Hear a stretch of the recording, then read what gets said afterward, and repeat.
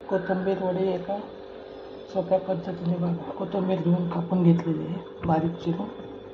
त्याच्यात आपण हळद, चवीपुरतं मीठ, ओवा, लाल तिखट आणि गरम मसाला घातला. काही वाटायचं वगैरे काही गरज नाही. आता हे थोडंसं बेसन आणि थोडं आपलं ज्वारीचं आणि तांदळाचं पीठ आता हे मिक्स करून घ्यायचं आहे. मग असं मिक्स करून घेतलेलं आहे आपण. आता थोडंसं पाणी घालून मळून घेतो.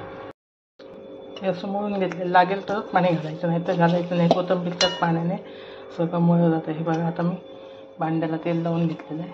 त्याच्यात आता हे टाकून घेणार आहे.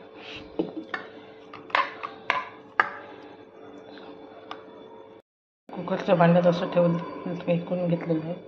घेतलेलं आहे. आता आपल्याला कुकरमध्ये ठेवून घ्यायचं आहे आणि 15 मिनटं वाफवून घ्यायचं आहे शिट्टे काढून.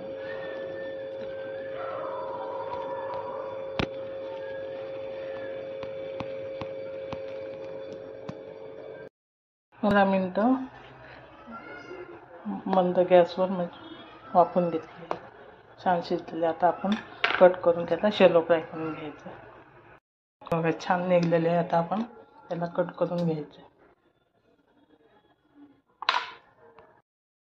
हे बघा, आता कट करून घेतलेले आहे.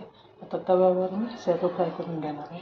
एकदम सोपी पद्धत आहे, पटकन बनवायला, तोंडी लावायला पण आणि पौष्टिक पण आहे.